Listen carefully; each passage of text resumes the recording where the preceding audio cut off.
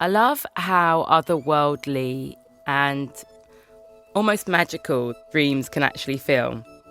Like floating or even flying, levitating, and the potential of so many possibilities and alternate realities. What's your dream at the minute? I'm Gemma Cairney, and this is Dream Space from Factory International. I'm a writer, a broadcaster, and long-time dreamer. The last dream I had was probably in the day whilst I was performing a work in progress of a show that I'm making.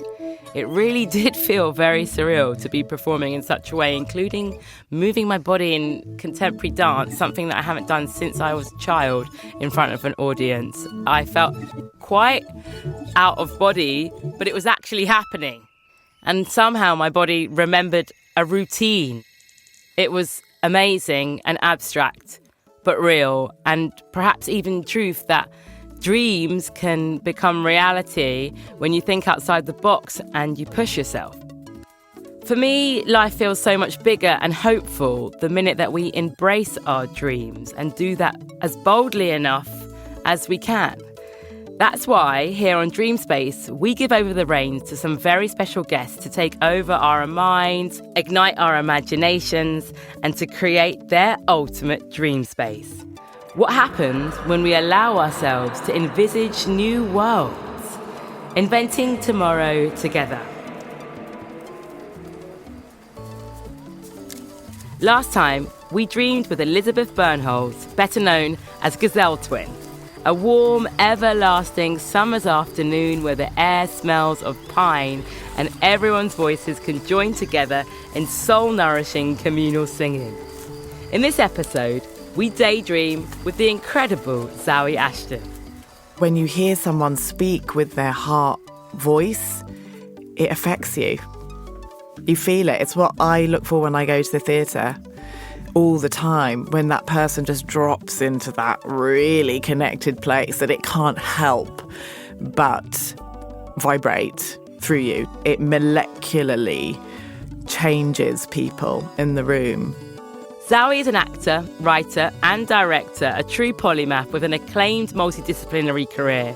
From playing the beloved character of Vod in Channel 4's Fresh Meat and the villain Dar-Benn in Marvel Studios and Disney's The Marvels, to a highly successful run in Harold Pinter's Betrayal across the stages of London and New York.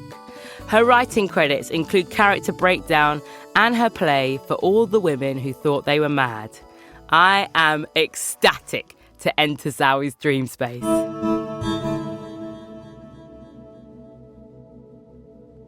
Zawe Ashton, welcome to your dream space. Gemma Cairney, thank you so much for having me here.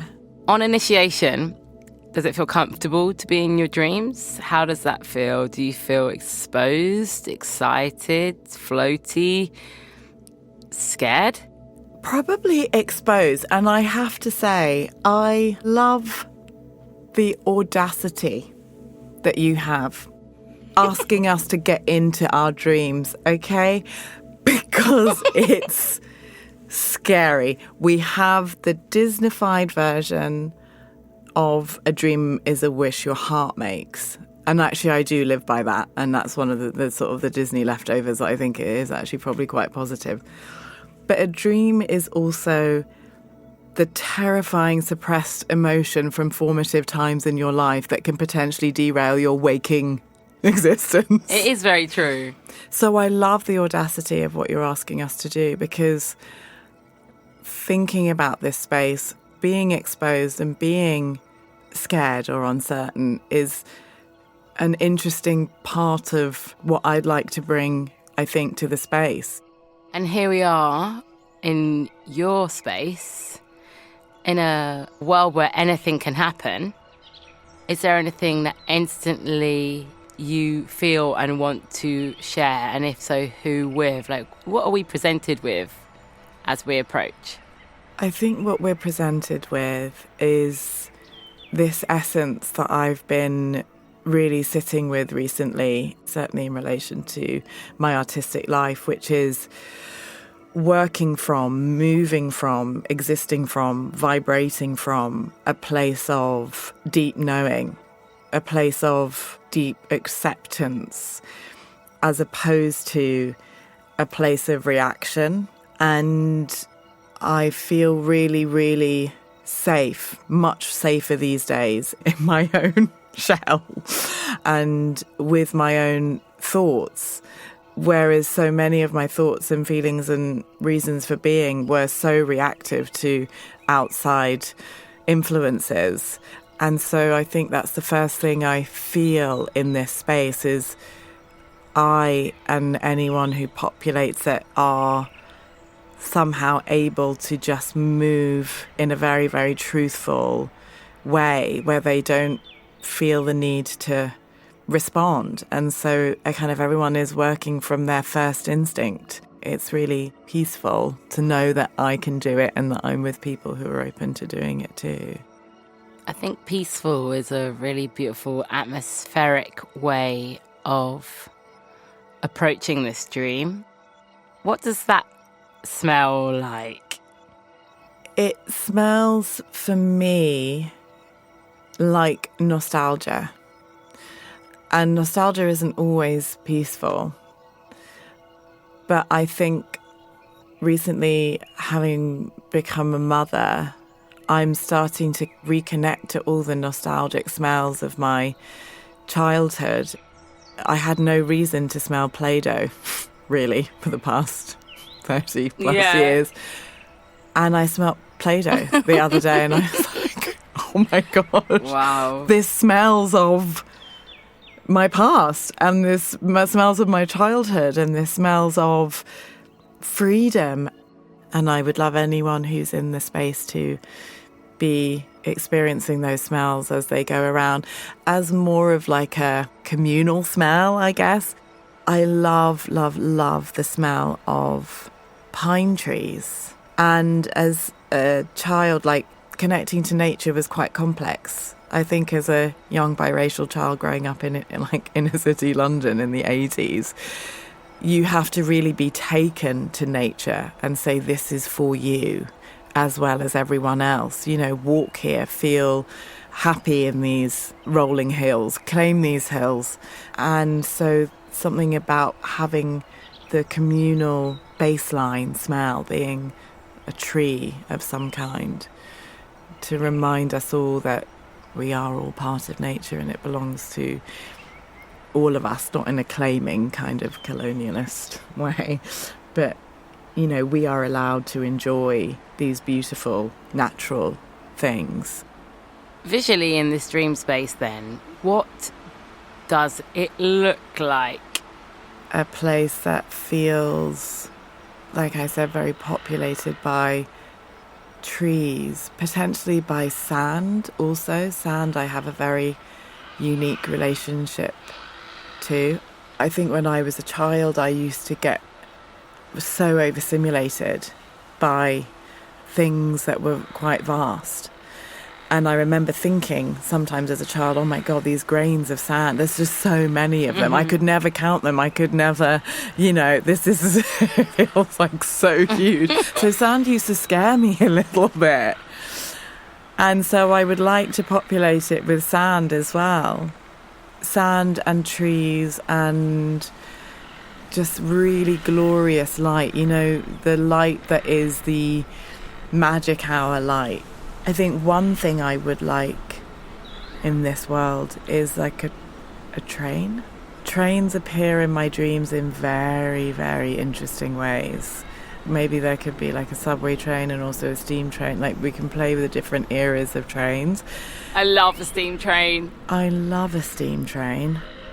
They appear in my dreams, the carriage doors open and I'm actually often presented with angels. Oh, wow. But people from my life who are angels. This is dreamy. So again, it's like you're going into this space that feels like it could be like head down, mundane, you know, getting on and off of a train, you know, standing on a platform waiting and not necessarily expecting much from the arrival of said train. But in my dreams, they are the most incredibly magical spaces. Let's go. We can definitely get on a steam train, a subway. There's sand, there's pine trees. Yeah. And maybe beyond that, just the hint of the tops of the pyramid. Oh, okay.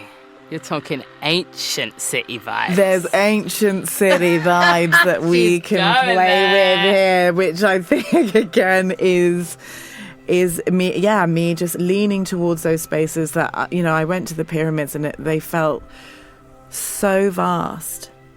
I want to go so terrifying. bad. And honestly, Gemma, I think about them all the time. Do you? It felt like they were me.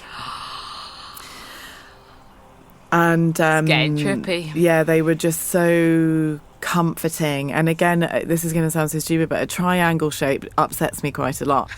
They distress me. I find them sort of cruel and quite violent. The tops of mountains I can often find quite disruptive to my system. Is that a mad thing to say? I stayed in an apartment once in Cape Town and I had a direct view of Table Mountain. And I found it sort of uncomfortable. The mountain can, I think, sometimes represent to me something quite unsettling. But the pyramids completely transformed that for me. It felt like they were reaching up to the sky, like they were communing with the sky, that they were triangular for a really beautiful reason. The base of them had to exist, otherwise they would topple. There was some kind of beauty and meaning that I got suddenly from this three-sided shape, which I've historically found quite disrupting.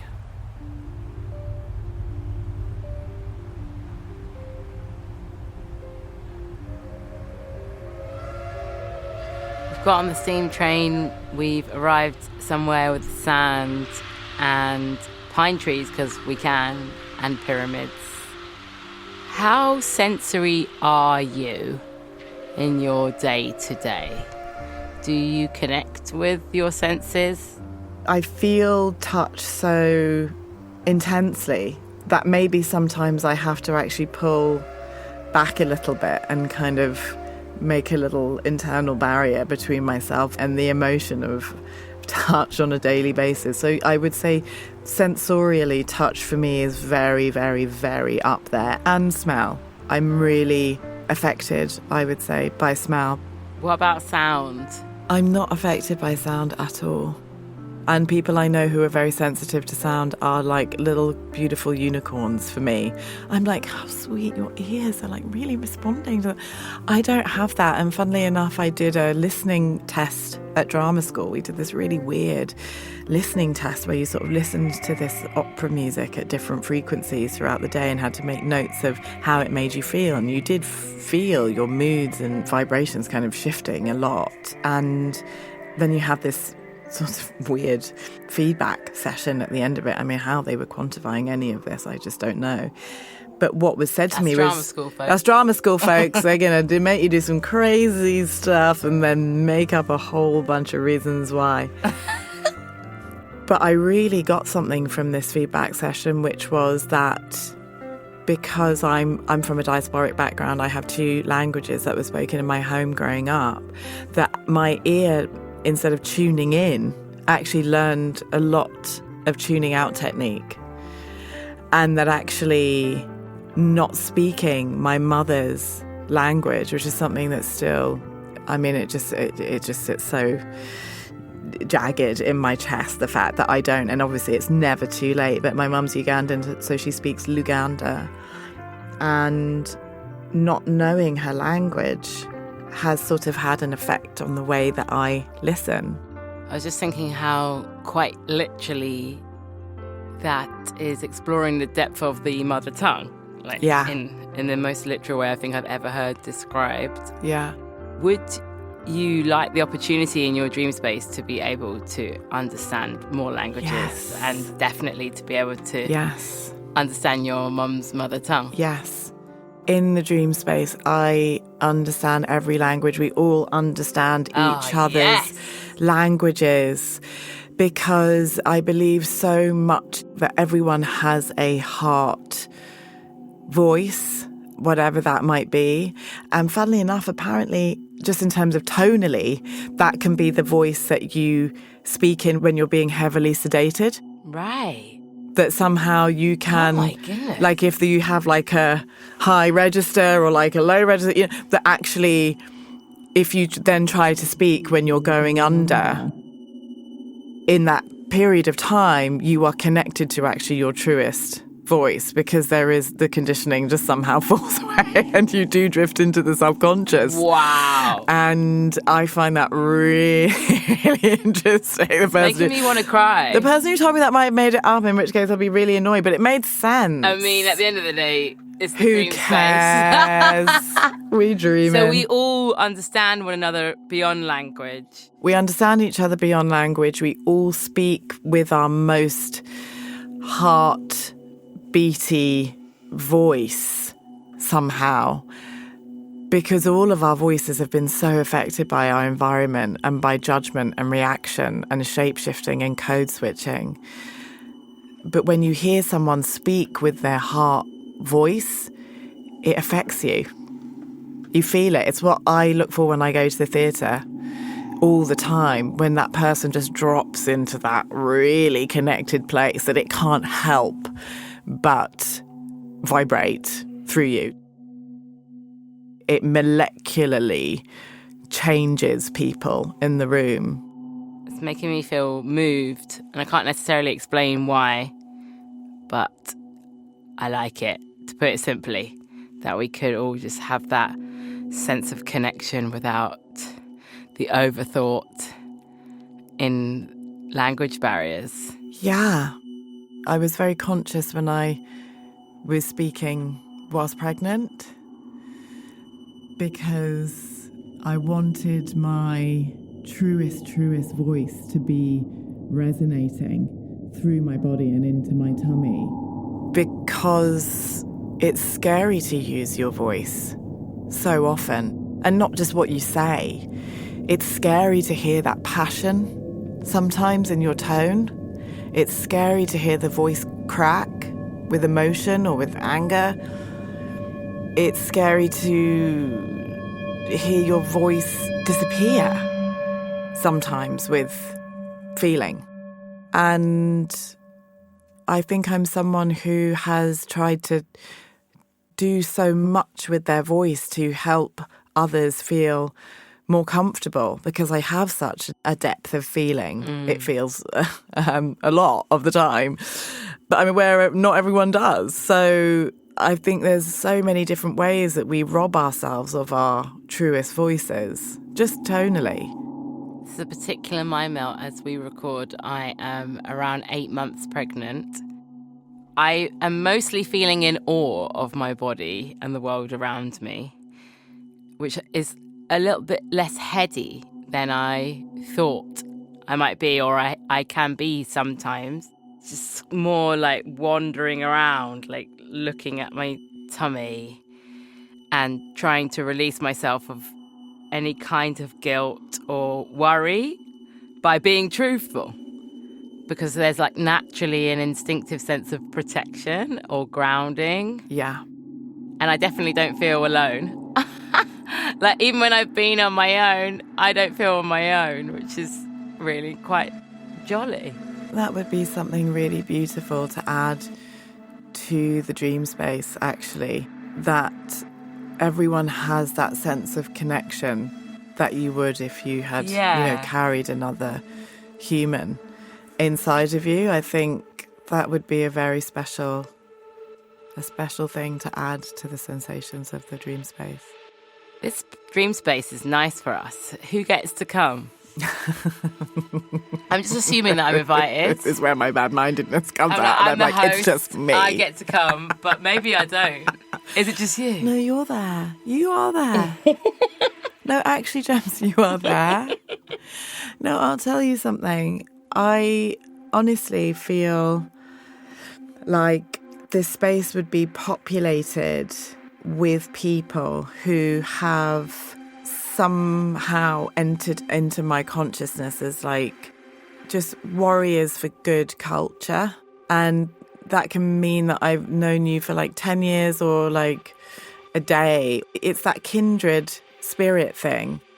You know, this is such a random leap, actually, just for a second, but, you know, I made this Marvel film called The Marvels, and my character was living in a society that was kind of governed very gently and well by this character called the Supreme Intelligence, which was kind of like technical thing being like a that robot. had not a robot, but like a technical thing that had been built from all the supreme intelligence in the world. And I found myself really enjoying the thought of that, because I wonder in my dream space whether it's just populated by people who I believe have this supreme intelligence.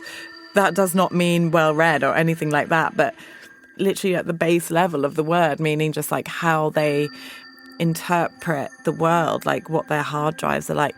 And they are out there, which I think is one of the most hopeful thoughts on that reflection. Yeah. Because there's so many baddies, if we were to see it as a fantasy film. But at the same time, in the adventure, I've found that there are, I don't want to say goodies, it's not quite right, but like you say, like warriors or hopeful creatures or an alien kin that can continuously inspire if you choose to connect to something about what they're offering. And in the dream space, I feel like we are all somehow, I don't want to use the word governing because it feels so like it has so many other baggagey, you know, attachments to it, but you know, that somehow we're all in this community together and we are affecting other communities at the highest level. So there's like an element of responsibility there. We're not just kind of walking around just like, you know, smelling our smells and looking over at our pyramids, but there is this sense of responsibility and justice. So it's not simply a summer of love, hippie sentiment. We get nice times and there is a freedom, but there's work to be done. There's work to be done. We have to keep affecting change. We have to keep communicating with each other. And there's this brilliant therapy called constellation therapy, and anyone who's interested in alternative therapies needs to know about this work because it originated on the continent of Africa and was adapted by European practitioners. But it is essentially the therapy of togetherness, that somehow you can all enter into what's called the field of knowing together and all find ways to help each other through blocks, to help your community through any blocks that are stopping you from finding your authentic self. And I just think that would just be an incredible way to live.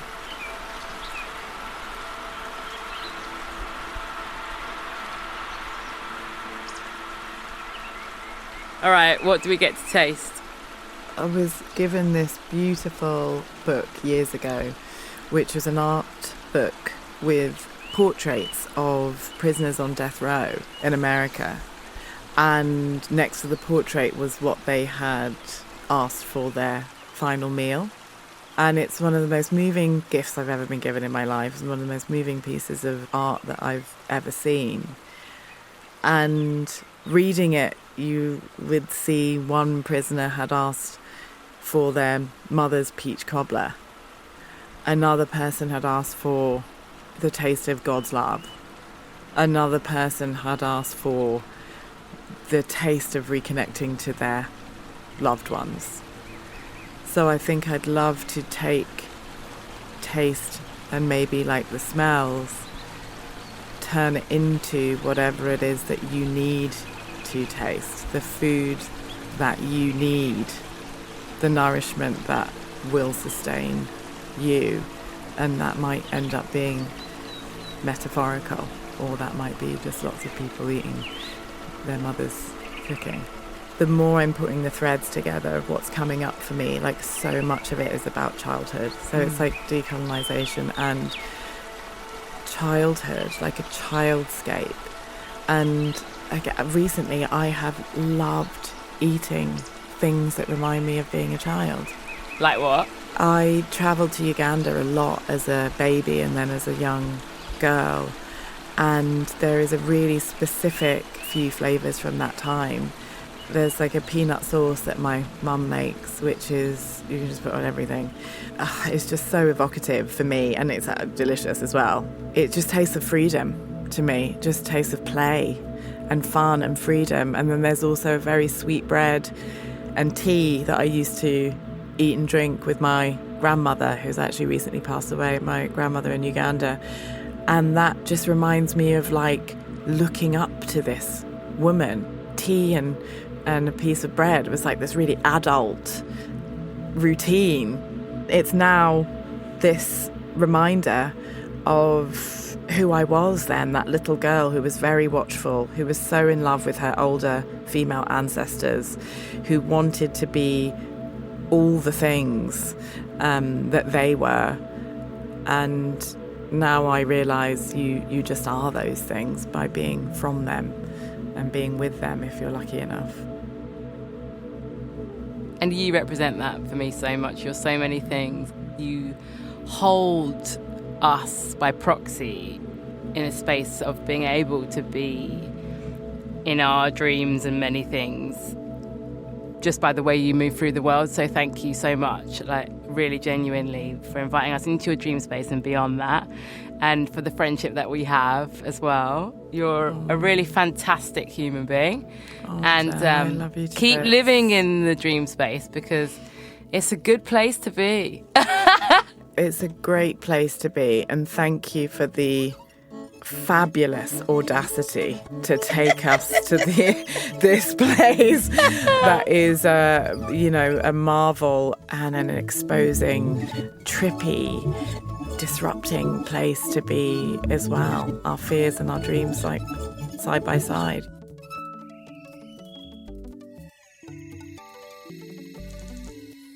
I'm Gemma Cairney, and you've been listening to Dream Space from Factory International.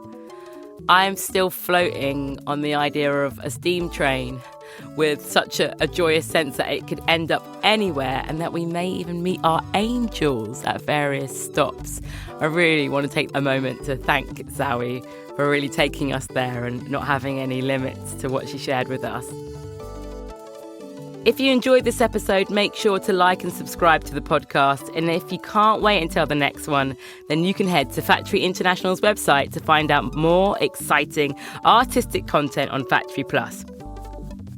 You can catch up with the dream spaces that we've already visited in the series, from Gazelle Twin, Hatain Patel and DJ Paulette. And if you've just discovered our dream space, where have you been? Why not check out our first series with previous guests including S. Devlin, Jen Nakuru, Lem Sisay and Maxine Peake. Join us next time as we dive into the imagination of artist David Hoyle. And don't forget to keep dreaming. Seriously, we're allowed to, and it's free. Free.